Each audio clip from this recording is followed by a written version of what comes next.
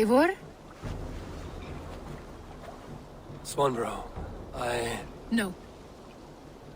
Gods, no. Don't say it, please, Eivor. Don't say it. I am sorry. Oh! My own one. No! My poor swan! Oh, gods!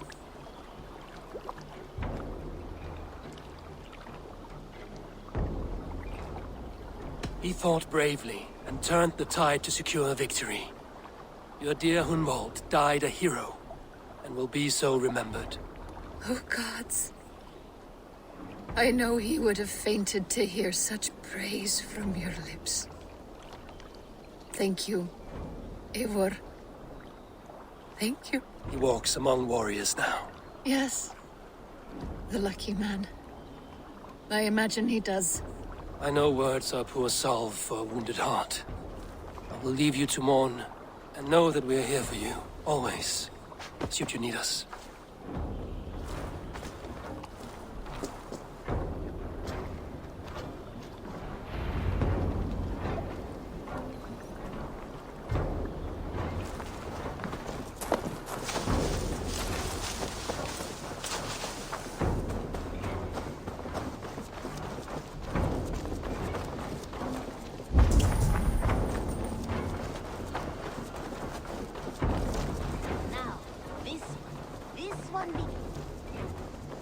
Eivor, there you are.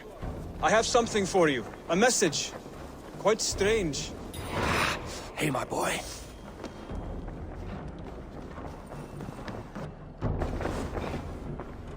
Hamptonshire has fallen, and with it the Kingdom of Wessex. But the cost was great. Maybe too great for all we gained. Rest then. You have earned it. On the backs of so many. Time will tell if it was worth it.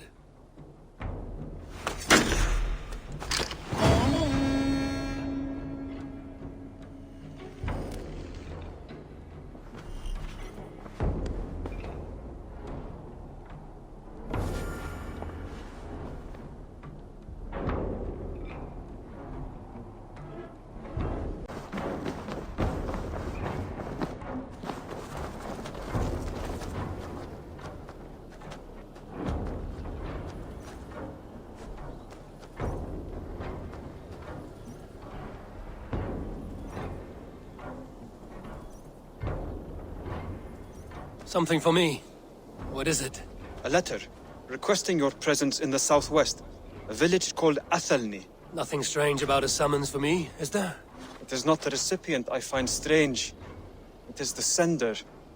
The letter is signed a poor fellow soldier of Christ. Ah, our mysterious partner. For a short time, I hoped it might be Basim feeding us the names of these targets. He seemed the most likely man, for a time. Only one way to discover the truth. Thank you, Hytham. I will take care of this.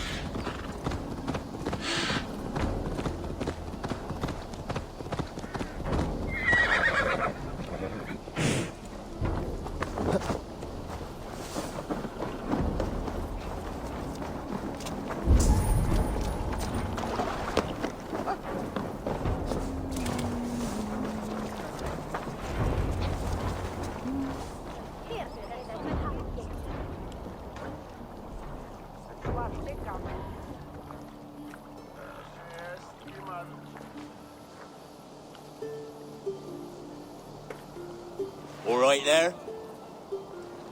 Yes, hello. I do not mean to intrude, but I am looking for someone. And who would that be then?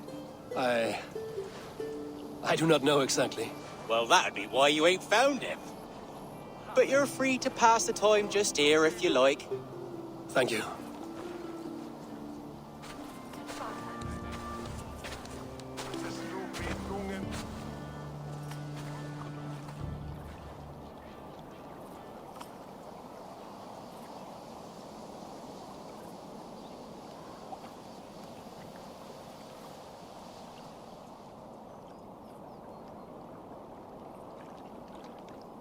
These are soul cakes, love.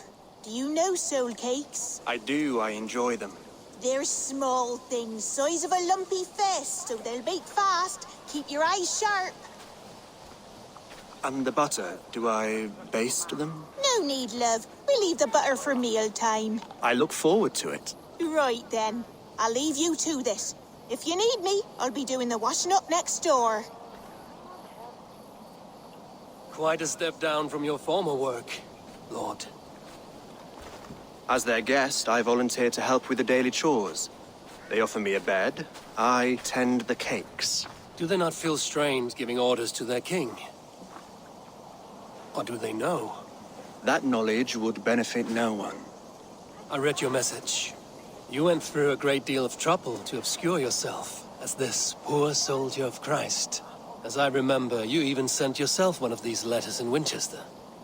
A clever touch. The Order wanted me dead. I had to be careful. You said you knew nothing about the Order then. Pled ignorance. But you knew everything. Their names, their schemes. Would you join me for a walk? You look well, Eivor. I am. Wars have ended, and my settlement thrives. The wars have not ended. You have simply stopped fighting. But men are brewing plots in mead halls and bedrooms. You will see. And how are you, Alfred? Getting used to the idea of being unremarkable? I am well. Better than I expected. In this exile, I have found a somewhat nourishing peace. Each morning, I am awakened by the sun and growling cormorants. I bathe in the chilly water of the marsh. I eat from shrubs and drink from buckets. It is a good life. Simple. Blessed. I've never been so far west. I find it quite peaceful here. Calming. I have traveled a long way to hear one name, Alfred. Who is the Order's Grand Magister? Tell your shadowy friends that England is swept clean. Your work is done. You? Grand Magister was not a title I desired. It passed to me on the death of my brother. From my father before him. Defilers of God's majesty and grandeur. I was their master, and I loathed them. With Goodwin, I set a plan in motion to destroy the Order from within. But my troubles with the Danes delayed that plan. But your trouble with this Dane is what led to their demise. You are Norse, are you not? You have a good ear. I owe you my thanks, Eivor. For that, I give you this. The key to my study. That you may better understand the good you have done. With the Order all but destroyed, you have made room for a greater idea. One to take its place. A universal divine order, inspired by God for the betterment of man. With a poor fellow soldier at its head. You have saved England, whether or not that was your intent. Now let England save you. England is no more, Lord. You are the last of her kings, and yet you have no kingdom. Look around you. God's works are wondrous. They cannot be ignored, nor resisted. In time, all those who accept God will flourish, and all those who defy him will fall away.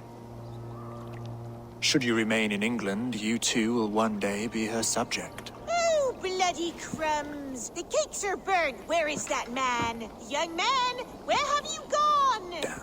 That may have earned me a night of washing linens. I do not know if we shall meet again, Eivor. God willing we will. As one lord to another, perhaps. I'm coming, my lady. I'm here.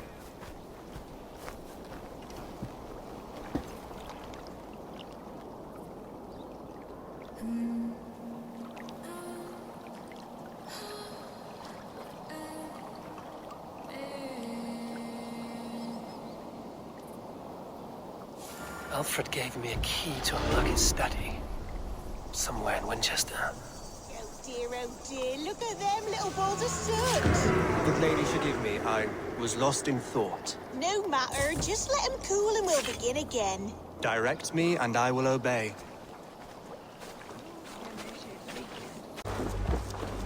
Now, this one begins a long time ago at a desert oasis.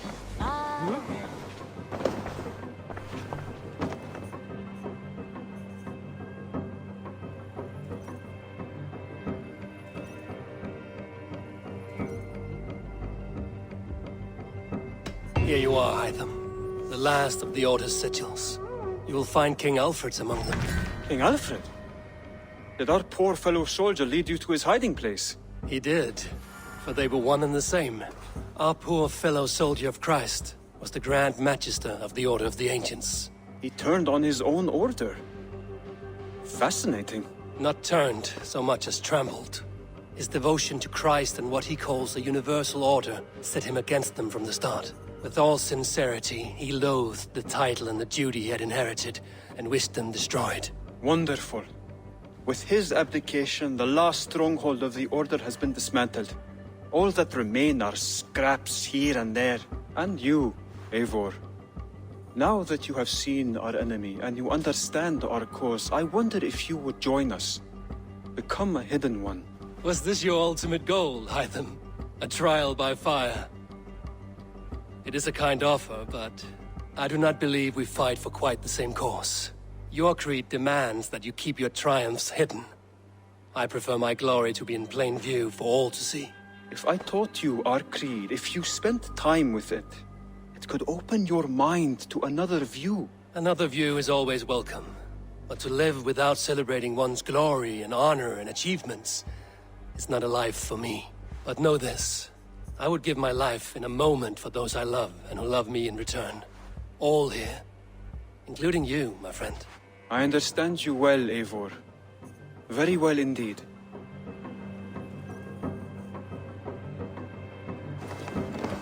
Now, this one begins a long time ago at a desert oasis far away.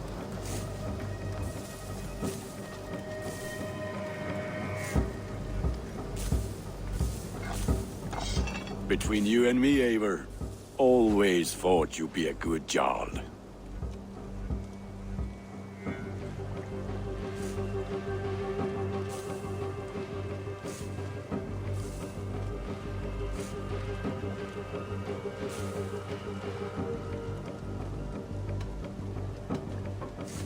About you and Bridget.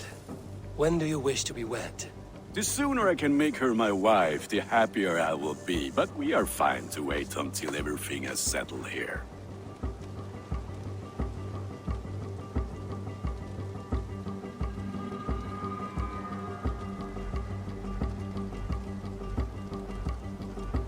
Enough waiting. Cool your forge and cover your anvil. Let's get you married. Wonderful. Shall we gather everyone? Gather your wife and your courage. I will bring the people together.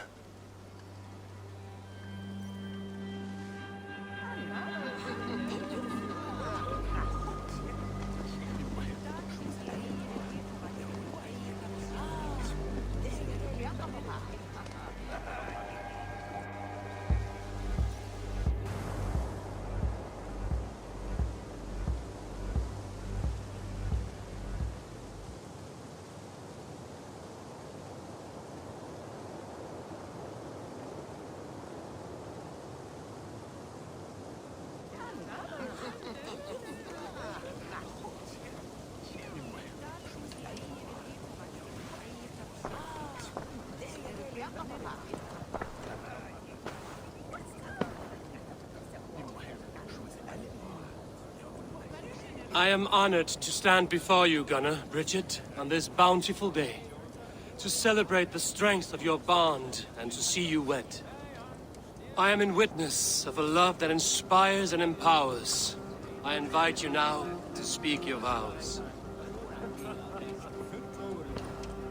To you, my darling Bridget, I offer this blade, forged in flames that burn as brightly as my heart does for you.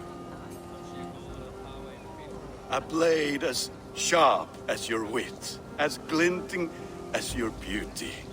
May it sing through the air as sweetly as your voice meets my ears.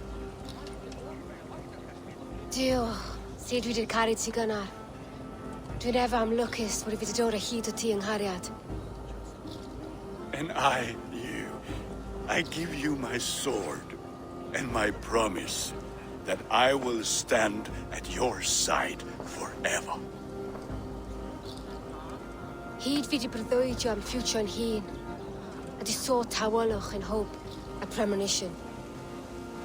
Ond dim mount o sgraen a foresight paratoi fi a sweeping adventure meeting ti.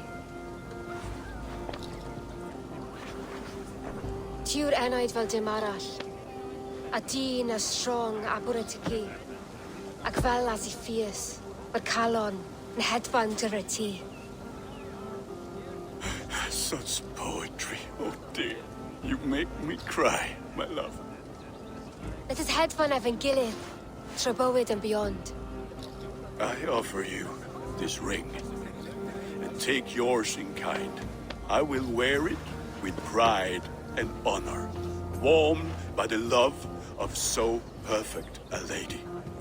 And I gwisgo fe fel calon, adoration a ffydd am byth. This is the greatest day of my life. Embrace me, my love.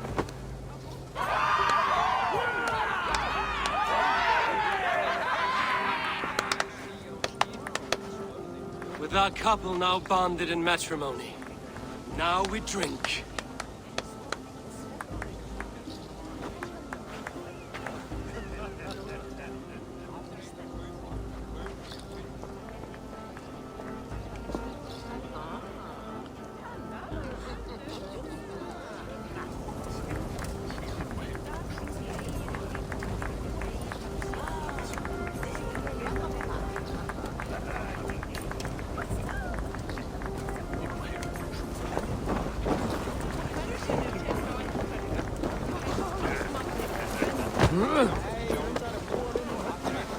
Randvi, saw you looking a little lonely.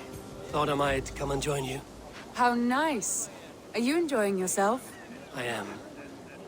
I never thought I would see gruff old Gunnar so enraptured by a woman. Enraptured by anything, for that matter. He's a hard one to read, but I am pleased for him, and for this day of rest and respite. After everything, a few days of feasting will do the people some good. They need this. They do. Will you walk with me? Anywhere. Lead on. Something has been on my mind for some time. I am no seer, but I foresaw this day long ago.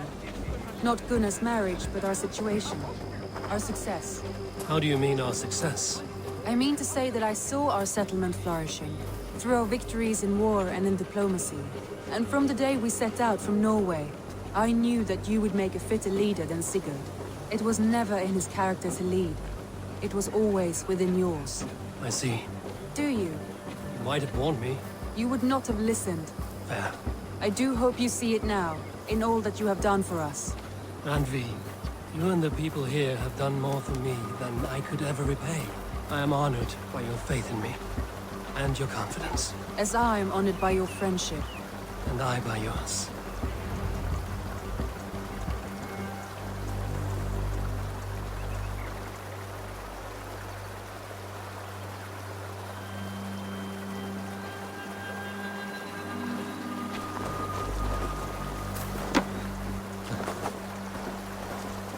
Eivor, I want you to know that Sigurd and I are... We are severing the bonds of our marriage.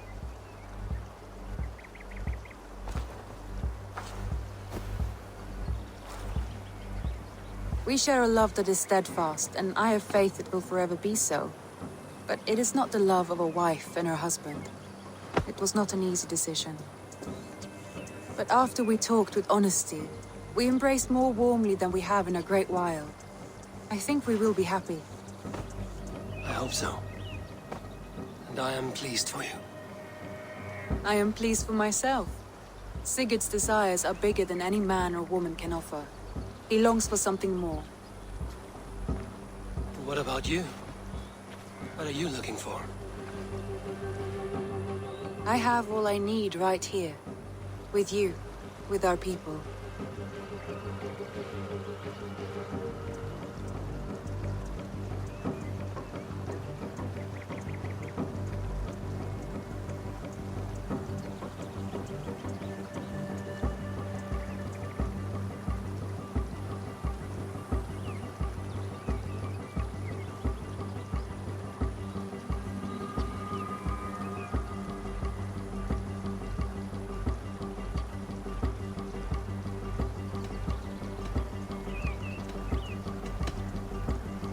I want to say, Randvi, I love you, and I have for some time. I did not pursue it, not wanting to betray my brother's trust. That does not mean I did not desire it. Does that surprise you?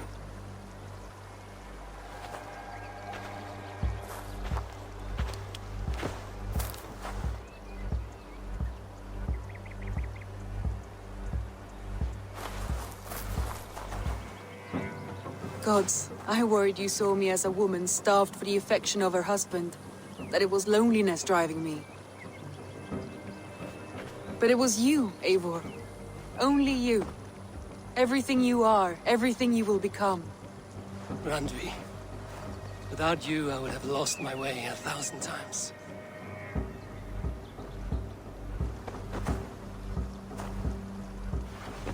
I never told him outright, but I doubt he will be surprised. I think he may have suspected it even, some time ago. If he suspected it, he never said anything. He is more observant than I often give him credit for. I believe he sees us as we are, and as we hope to be. We can wait to tell him. Give it a few days, when the feasting is over and everything is settled. Agreed. I have waited long enough for you, and you for me. That is another few days. The blink of an eye.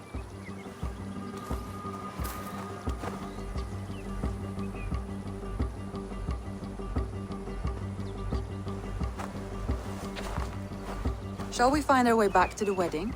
Bridget might give another speech. We must not miss that.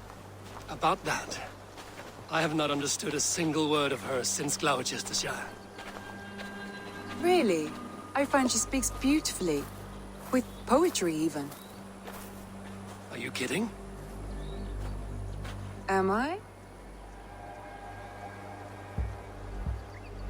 Come, we should go.